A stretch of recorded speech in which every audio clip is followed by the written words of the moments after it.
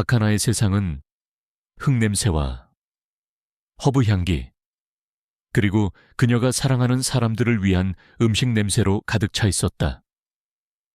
그녀는 남편 이민준과 함께 사는 작은 빌라의 옥상에 자신만의 작은 텃밭을 가꾸고 있었다. 그녀의 투박하지만 정성스러운 손길 아래에서 바질과 로즈마리, 그리고 이름 모를 토종 허브들이 싱그러운 생명력을 뿜어내며 자라나고 있었다. 그녀에게 요리는 일이 아니었다.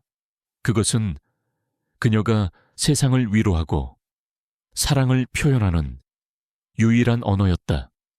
그녀는 남편 민준을 위해 저녁을 준비할 때 가장 큰 행복을 느꼈다.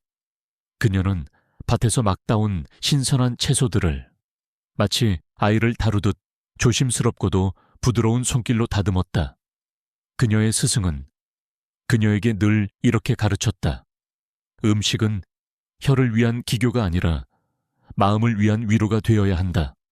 하나야, 대체 이게 무슨 냄새야?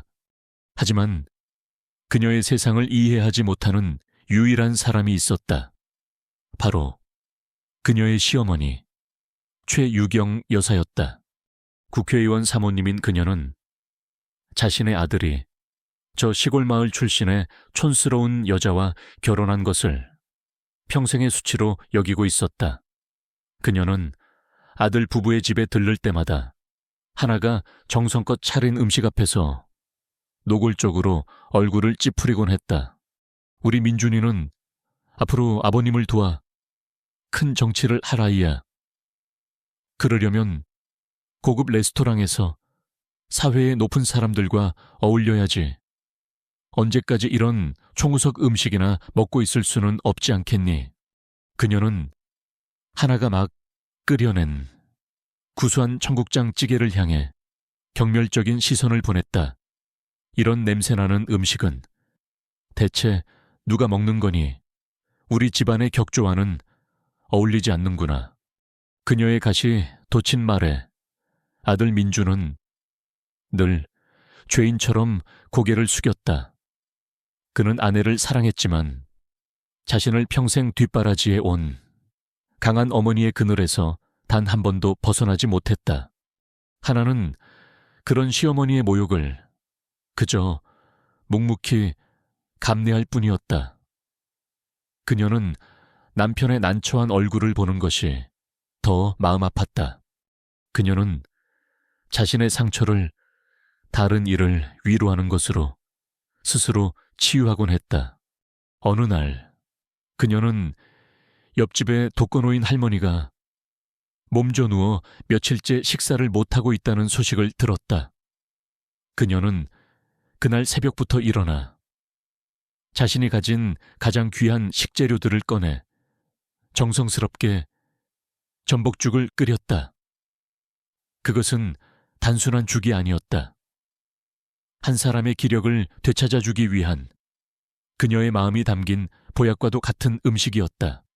그녀는 아무도 모르게 따뜻한 죽이 담긴 보온병을 할머니의 집 문고리에 걸어두고 조용히 돌아섰다. 그녀의 주방 한쪽에는 그녀가 돌아가신 스승님에게서 물려받은 낡은 수제 칼 세트가 걸려 있었다. 수십 년의 세월이 담긴 손잡이는 닳아 있었지만 그 칼날은 매일같이 그녀의 손길 속에서 서슬 퍼런 빛을 내뿜고 있었다. 언젠가 남편 민준이 그 칼에 대해 물은 적이 있었다. 하나야, 그 칼 꼭 유물 같아. 어디서 난 거야? 칼을 갈고 있던 그녀의 손길이 잠시 멈췄다. 그녀의 얼굴에 아주 오랜만에 깊은 그리움이 스쳐 지나갔다. 돌아가신 스승님께서 물려주신 유품이야. 스승님, 요리 스승님이 있었어. 당신이 한 번도 말 안 했잖아. 그분은 그냥 요리사가 아니었어. 나에게는 어머니이자 세상 그 자체였지. 몇 년 전에 돌아가셨어.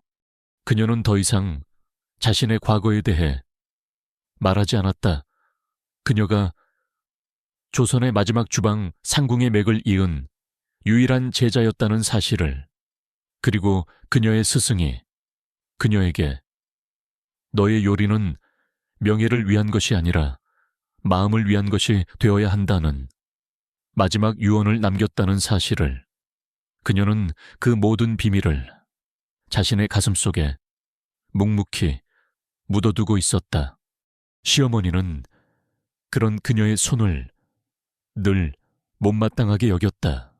의원 사모님 며느리 손이 이게 뭐니? 굳은 살에 상처투성이구나.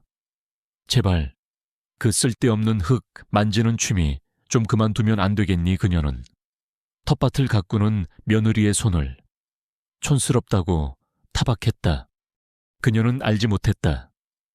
자신이 그토록 경멸하는 그 촌스러운 손이 사실은 꺼져가는 생명을 살리는 약 야을 짓고 잊혀가는 역사의 맛을 되살리는 세상에서 가장 고귀한 손이라는 사실을, 그리고 그녀는 곧 온 세상 앞에서 바로 그 손 앞에 무릎을 꿇게 될 운명이라는 것을 최유경 여사에게 그날 저녁 만찬은 단순한 식사 자리가 아니었다.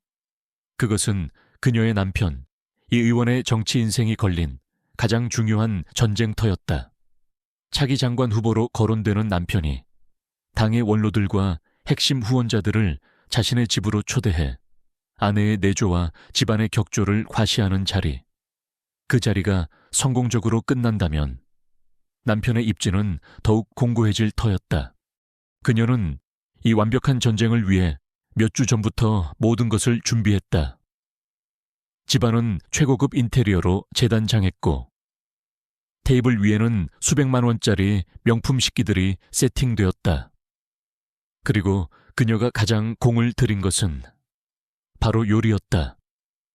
그녀는 대한민국 최고의 스타 셰프 에드워드 강을 거액을 주고 섭외했다. 여보세요. 혜진이니?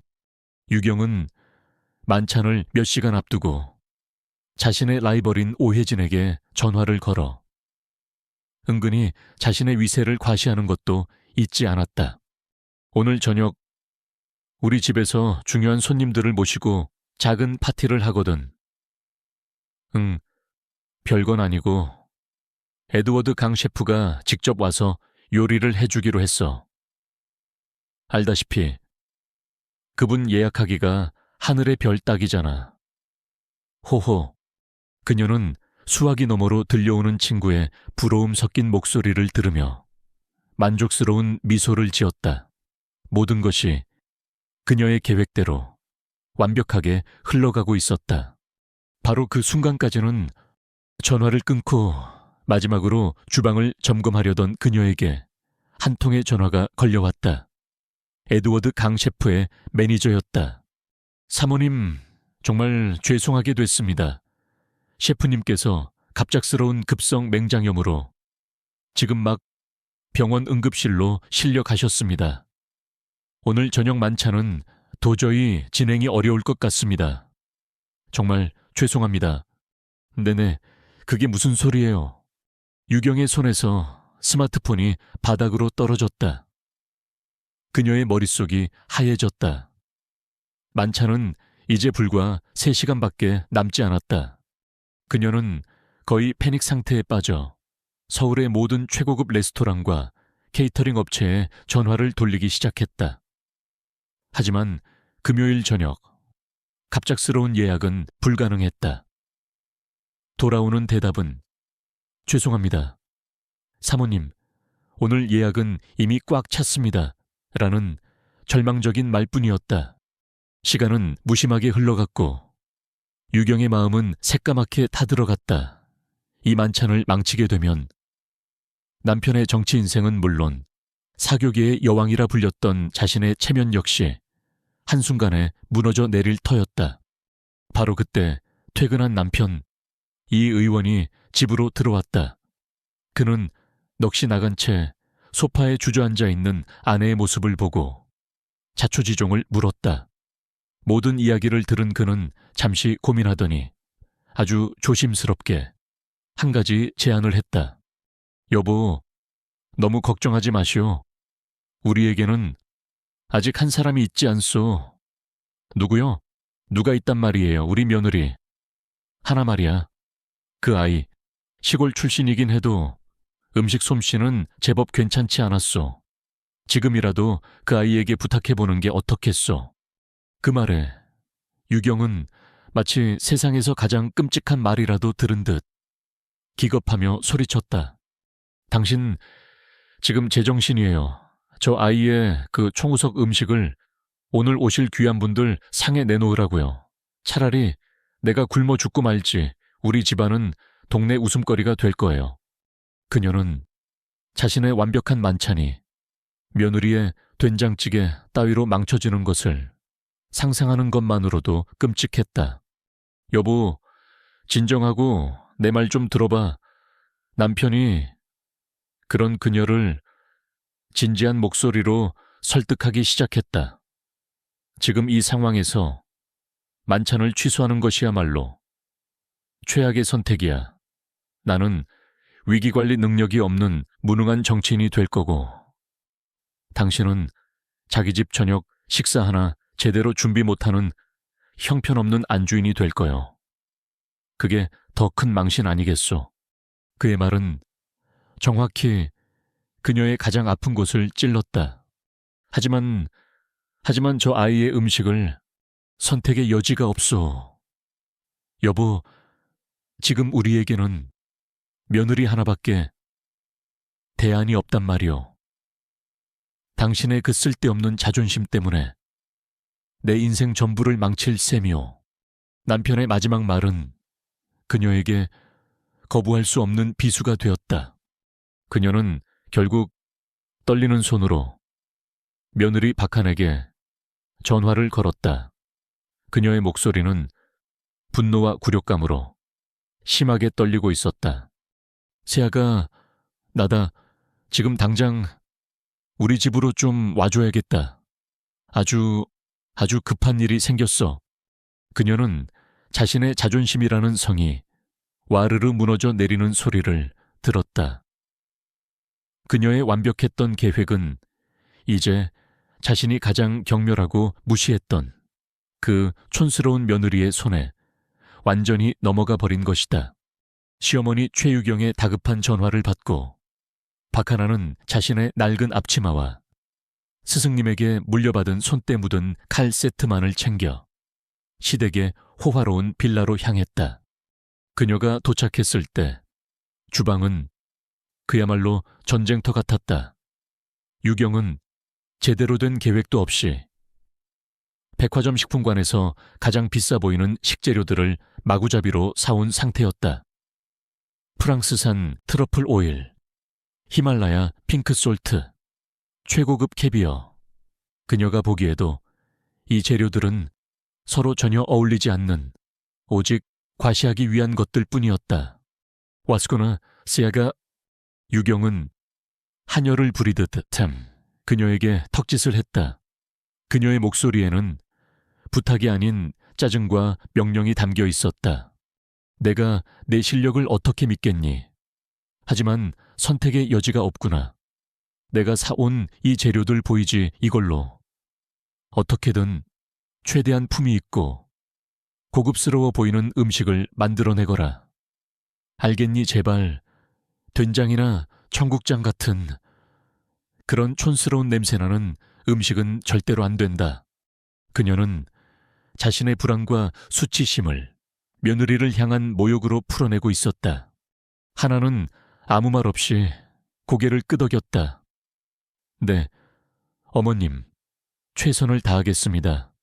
하지만 그녀는 시어머니가 사온 그 비싼 재료들에 눈길도 주지 않았다. 대신 그녀는 자신이 집에서 직접 챙겨온 작은 보따리를 풀었다. 그 안에는 그녀가 옥상 텃밭에서 직접 기른 작고 못생겼지만 가장 신선한 향을 내뿜는 허브들과 그녀가 시골의 장터에서 직접 구해온 귀한 토종 식재료들이 들어있었다. 그녀는 스승님의 가르침을 떠올렸다. 요리란 비싼 재료의 합주가 아니다. 그것은 가장 평범한 재료들이 가진 본연의 맛을 마음으로 이끌어내는 지휘자의 예술이다. 그녀는 자신의 낡은 칼을 들었다. 그리고 주방에 들어서는 순간 그녀는 더 이상 촌스럽고 어수룩한 며느리가 아니었다. 그녀는 수십 년간 잊혔던 조선 왕조의 마지막 궁중 요리의 맥을 잇는 유일한 전승자, 바로 그 대가의 모습으로 돌아와 있었다. 그녀의 손놀림은 마치 한 폭의 그림처럼 우아하고도 거침이 없었다. 칼이 도마 위를 스쳐 지나갈 때마다 재료들은 마치 살아있는 듯 가장 완벽한 모양과 크기로 잘려나갔다. 그녀는 불의 세기를 자신의 호흡처럼 자유자재로 조절했다. 주방 안에는 자극적인 향신료 냄새 대신 재료 본연의 맛이 우러나오는 깊고도 은은한 품격 있는 향기가 서서히 피어오르기 시작했다. 그녀는 시어머니의 불안과 남편의 걱정, 그리고 자신의 초라한 현실, 그 모든 것을 잊고 오직 자신의 요리와 그리고 그 요리를 먹게 될 사람들의 마음을 위로하는 것에만 온전히 집중했다. 마침내 만찬 시간이 다가왔다. 최유경은 불안한 마음으로 거실에서 손님들을 맞이하고 있었다. 남편의 정치적 성공을 위해 그녀는 자신의 얼굴에 가장 사교적이고 우아한 가면을 쓰고 있었다. 손님들이 하나둘씩 도착하고 마침내 오늘의 가장 중요한 손님인 여당의 원로대표와 그의 아내, 그리고 그들을 후원하는 기업의 회장들이 자리에 앉았을 때였다. 딩동. 현관문 초인종이 다시 한번 울렸다. 유경은 더 이상 올 손님이 없는데 누구일까 의아해하며 문을 열었다. 문 밖에는 한 후원 기업의 회장이 아주 난처한 표정으로 서 있었다. 그리고 그의 옆에는 아주 유명해 보이는 날카로운 인상의 백인 노인이 함께 서 있었다. 초혜 여사님, 정말 죄송합니다. 오는 길에 제 오랜 친구인 피에르를 우연히 만났는데 제가 극구 사양을 못하고 여기까지 모시고 왔습니다. 혹시 식사에 실례가 되지 않을는지요? 피에르. 그 이름을 듣는 순간 최유경의 심장이 바닥으로 떨어져 내렸다. 피에르 듀부아, 피에르 듀부아. 전 세계 미식계에 살아있는 교황. 그의 혀끝에서 미슐랭 3스타 레스토랑이 별을 잃고 세계적인 셰프들이 좌절하는 세상에서 가장 무섭고 가장 영향력 있는 바로 그 음식 평론가. 그녀는 자신의 정치적인 만찬이 한순간에 세상에서 가장 무서운 요리 심판대로 변해버렸다는 사실을 깨달았다. 그녀의 머릿속이 하얘졌다. 맙소사, 저 사람만은 안 돼. 오늘 밤만은 저 사람이 내 촌스러운 며느리가 만든 저 된장 냄새나는 음식을 맛보게 되다니 이제 모든 게 끝났어. 우린 끝이야. 그녀의 얼굴에서 핏기가 가시기 시작했다. 그녀의 우아했던 미소는 공포와 절망으로 흉측하게 일그러져 가고 있었다. 최유경 여사의 머릿속은 이제 새하얀 백지장 같았다. 피에르 듀부아. 그녀는 몇 달 전 한 사교 모임에서 프랑스 대사 부인이 했던 말을 똑똑히 기억하고 있었다. 피에르의 혀는 100만 명의 군대보다 더 무서워요. 그의 펜끝에서 파리의 미슐랭 3스타 레스토랑이 단 하루아침에 문을 닫았답니다. 그런 그가 지금 자신의 집 식탁에 앉아 있었다. 그리고 잠시 후 자신의 촌스러운 며느리가 만든 된장 냄새나는 음식을 맛보게 될 터였다. 이것은 사교계의 재앙이자 남편의 정치 인생의 사형 선고나 다름없었다. 그녀의 등줄기에서 차가운 식은땀이 흘러내렸다. 어떻게 하지? 지금이라도 솔직하게 말하고 용서를 빌어야 하나 아냐. 그건 더 큰 망신이야. 차라리 내가 갑자기 쓰러지는 척이라도 할까? 아니야. 그녀의 머릿속이 수만 가지 생각으로 뒤엉키고 있었다. 하지만 그녀에게는 더 이상 선택의 여지가 없었다. 그녀는 자신의 손으로 직접 이 모든 비극의 무대를 차려버린 것이다.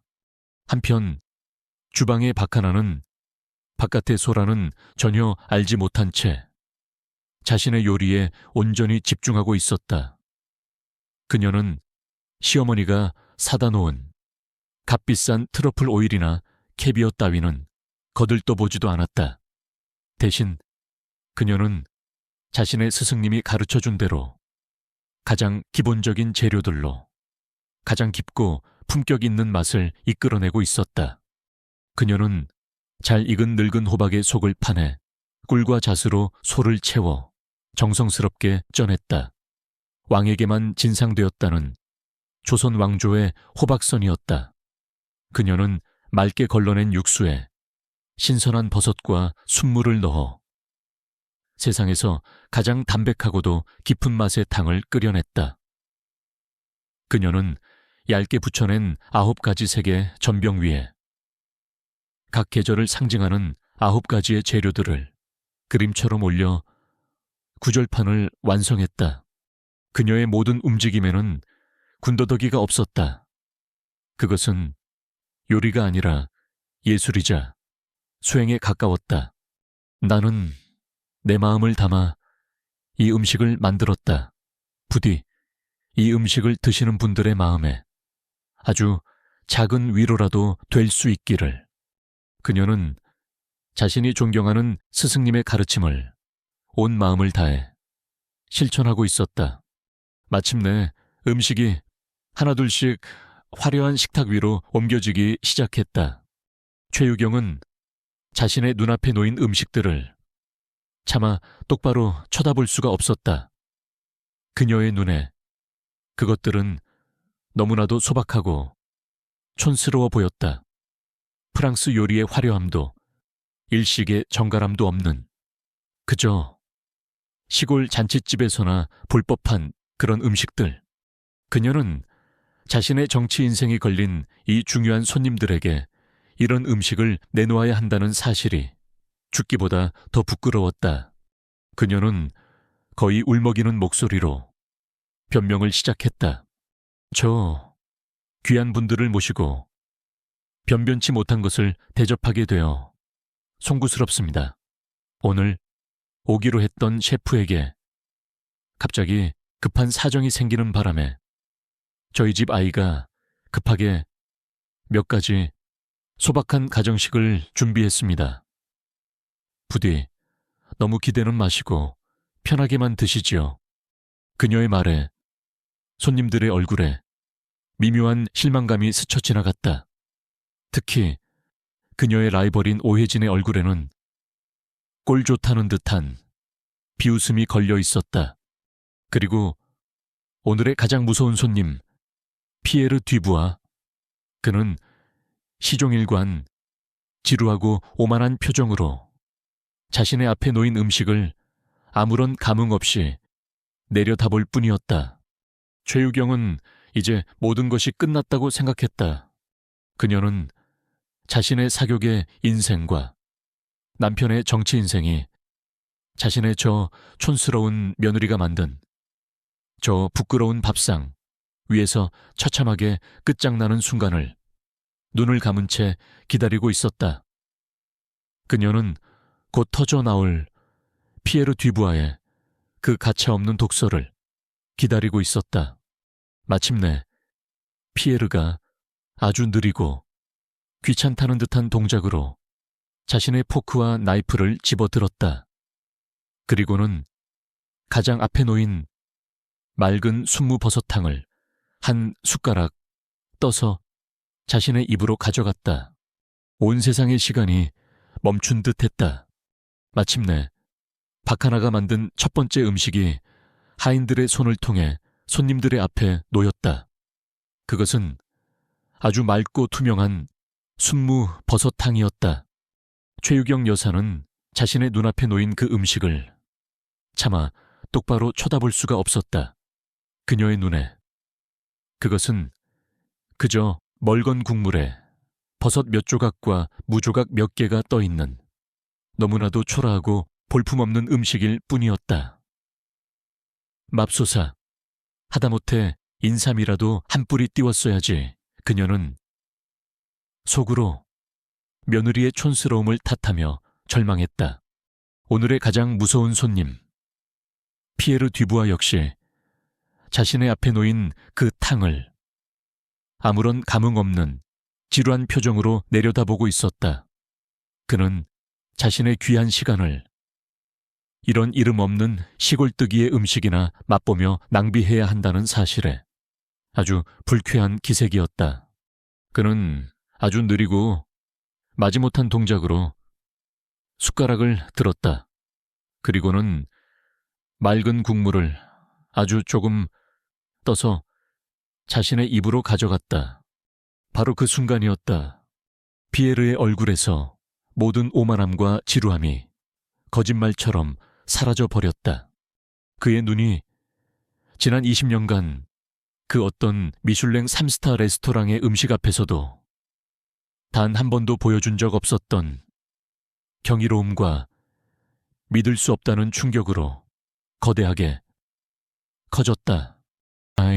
맛은 그는 자신도 모르게 프랑스어로 중얼거렸다.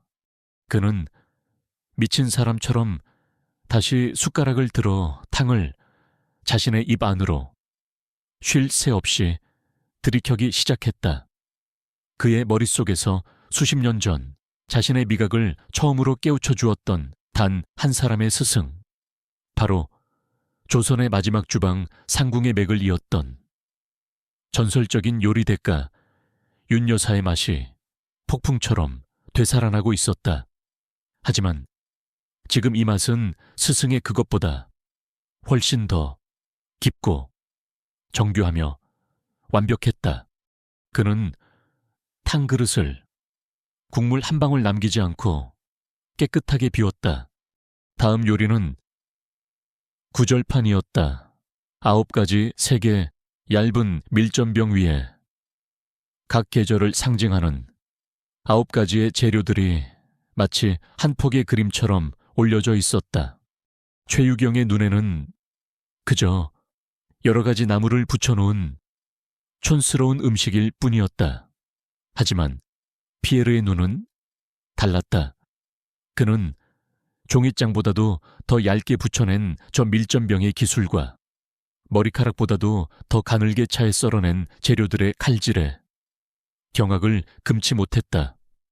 그리고 9가지의 맛이 서로를 조금도 방해하지 않으면서도 입안에서 완벽한 조화를 이루어내는 그 신의 경지에 가까운 맛의 균형에 그는 전율했다. 마지막 메인 요리 묵은지 보쌈이 나왔을 때 피에르는 거의 말을 잃었다.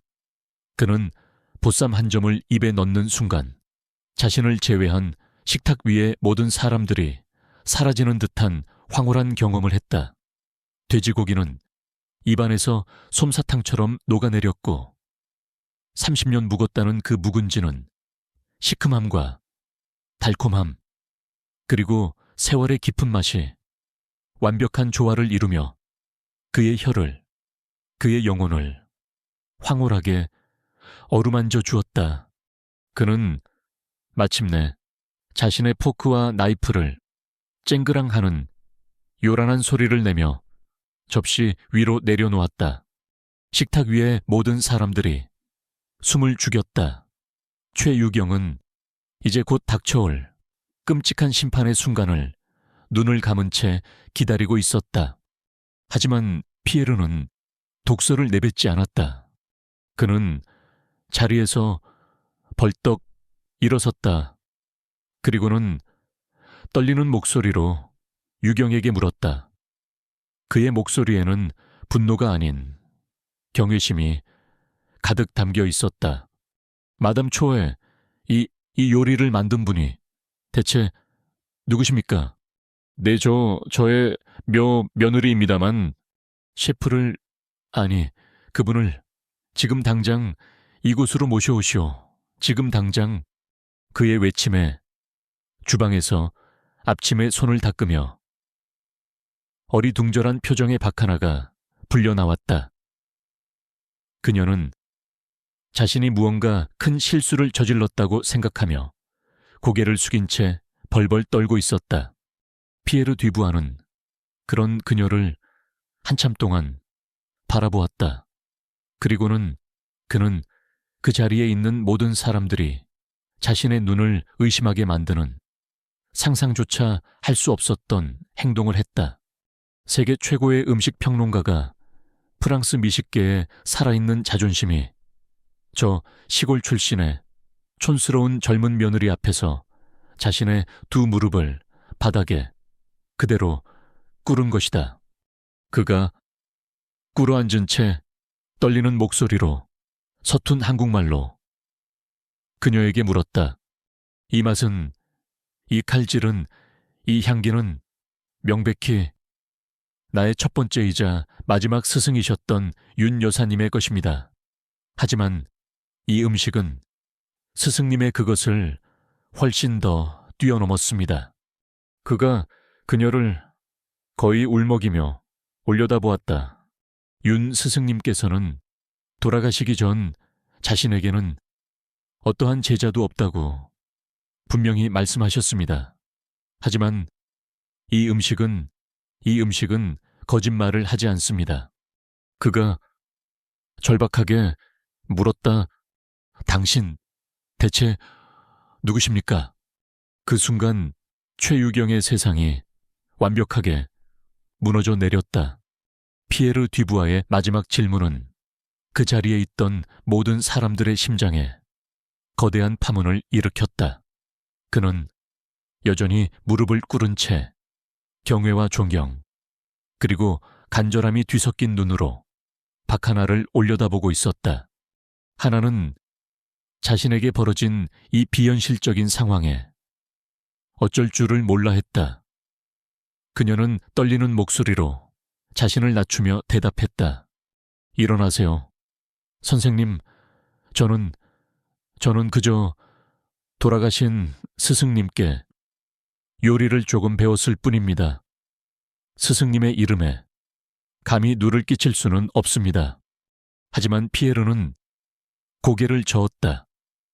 그는 자리에서 일어나 식탁에 모인 어리둥절한 표정의 VIP 손님들을 향해 열정적으로 이야기하기 시작했다. 그의 목소리에는 잊혀진 전설을 다시 발견한 자의 벅찬 감동이 담겨 있었다.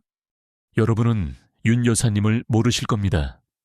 그녀는 조선의 마지막 주방 상궁의 맥을 이은 이 땅의 마지막 진짜 대가였습니다.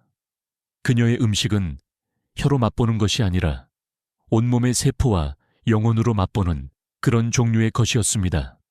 그는 30년 전 젊은 요리사 지망생이었던 자신이 전설처럼 숨어 지내던 윤 여사를 찾아가 제자로 받아달라고 몇 달을 애원했던 이야기를 했다.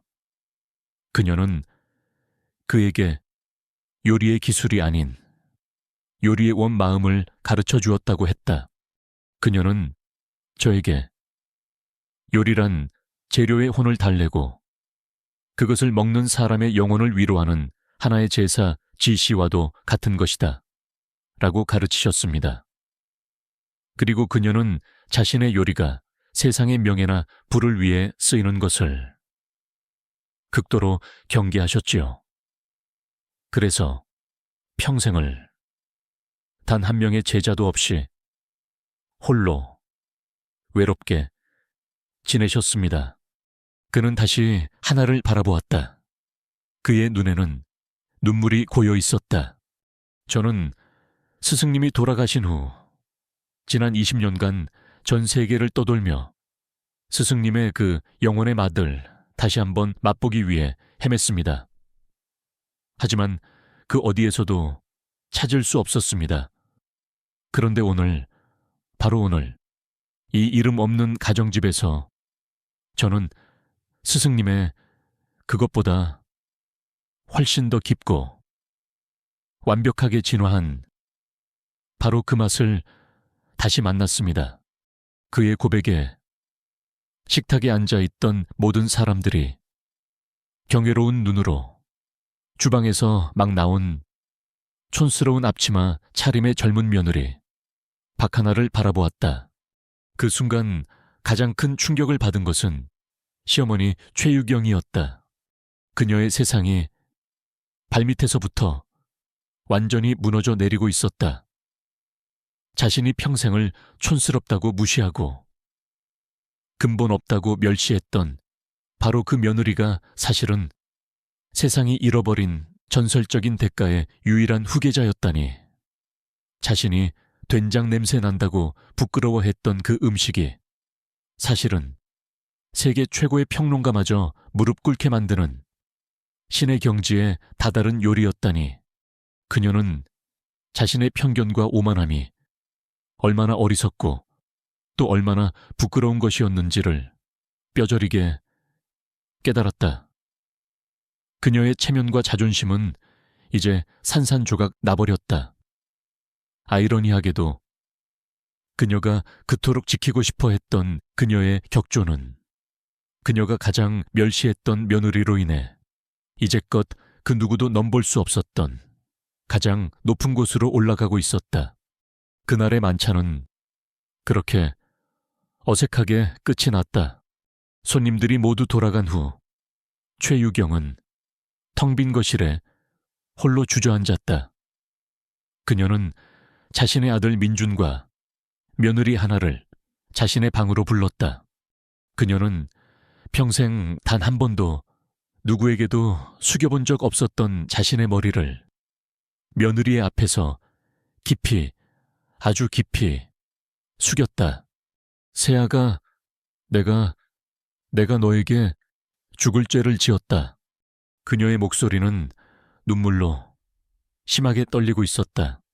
나는 내 헛된 자존심에 눈이 멀어 너의 그 귀한 재능과 깊은 마음을 알아보지 못했다.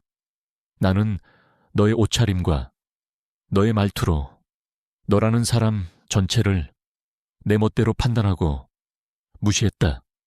하지만 진짜 촌스럽고 진짜 근본도 없는 것은 바로 이 어미였구나. 정말 미안하다. 그녀의 진심 어린 사죄에 하나의 눈에도 뜨거운 눈물이 흘러내렸다. 그녀는 그런 시어머니의 손을 따뜻하게 잡아주었다. 그날 이후 세상은 박하나라는 이름에 숨겨진 요리 천재의 등장에 발칵 뒤집혔다. 피에르 듀부아의 입을 통해 그녀의 이야기가 알려지자 전 세계의 미슐랭 3스타 레스토랑과 방송국과 투자자들의 연락이 그녀에게 빗발치기 시작했다. 모든 것이 변했다. 하지만 하나는 변하지 않았다. 어느 날 저녁, 시어머니 유경이 그녀에게 물었다. 세아가, 너는 왜 그런 엄청난 재능을 가지고도 아무에게도 말하지 않고 그렇게 조용히만 살았던 것이냐? 하나는 부엌에서 남편 민준이 가장 좋아하는 소박한 된장찌개를 끓이며 평온한 미소로 대답했다. 어머님, 제 스승님께서 제게 늘 이렇게 가르치셨습니다. 요리란 세상의 명예를 위한 것이 아니라 사람의 마음을 먹이는 것이라고요. 그녀는 보글보글 끓고 있는 찌개를 바라보며 말했다. 요리사의 가장 큰 영광은 세상의 모든 별점이나 화려한 칭찬이 아니라고요. 그저 지친 하루 끝에 내가 만든 음식을 먹고 덕분에 잘 먹었다고 진심으로 말해주는 그 한마디의 위로라고 그렇게 가르치셨습니다.